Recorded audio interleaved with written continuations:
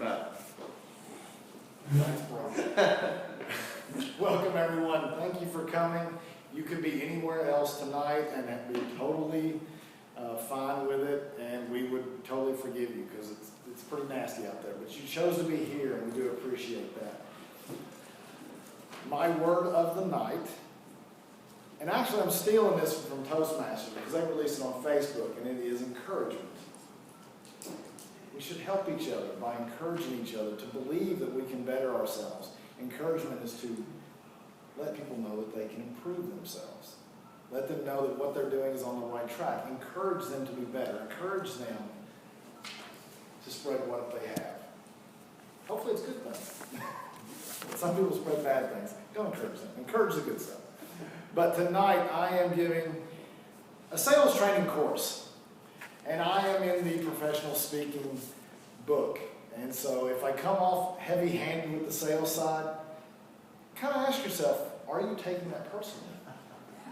And the reason I say that is because sales has such a stigma about it. People worry about, I don't want to come off salesy. I don't like salesmen. Salesmen are pushy. Well, keep in mind, everyone sells.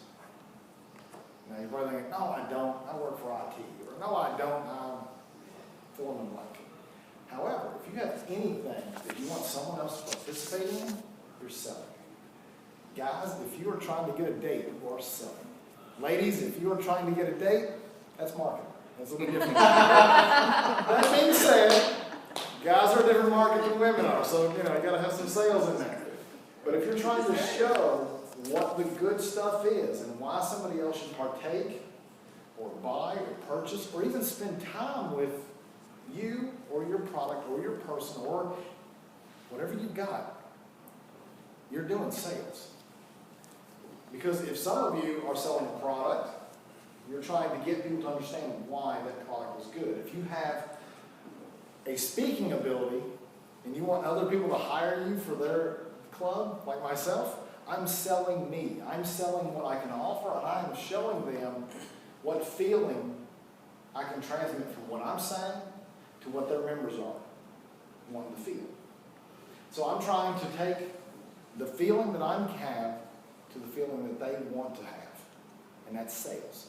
That is transferring the enthusiasm for something, whether or not it's music, or a product, or a service, or speaking ability, and you're transferring that enthusiasm to the other person, the buyer, the partaker, the person that was on the other receiving end.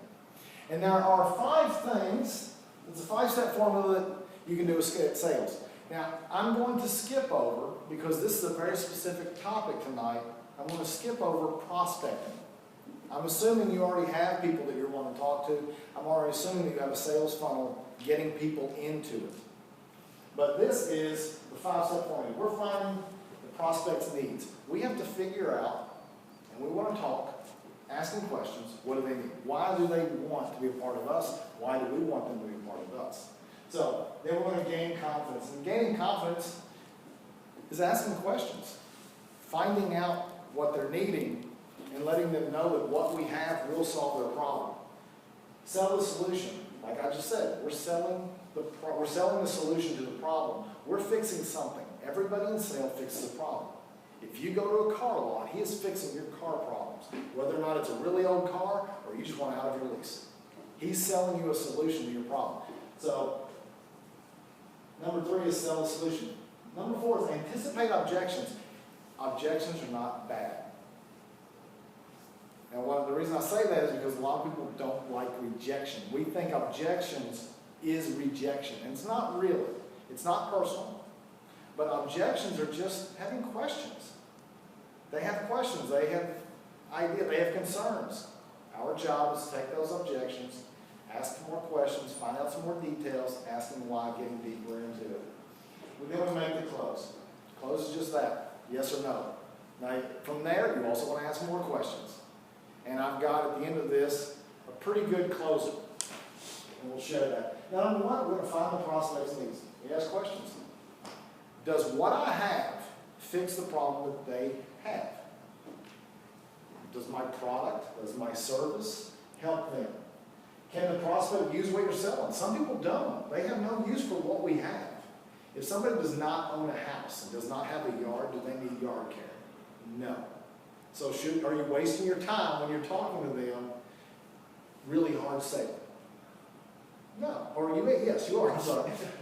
But that being said, and this goes, I'm going to jump back a little bit, they could know somebody. So you don't always just cut somebody off, but just don't try to hard sell people that don't have a house. You're wasting your time. You don't want to spend time doing that. You're wasting time. But if they know what you have, they can talk to their neighbor or their neighbor does. So keep that in mind. Listening skills. Again, if you're asking questions and they're answering you, if you're not listening to them, it doesn't matter what they say. You have to hear and listen. And that will also build rapport. And if I ask questions and I truly care, if they know that I care about them, then they're going to be more likely to build rapport with me and with each other, and we can spend something. Relates to money less. Discover the needs, feelings, and prompts requests.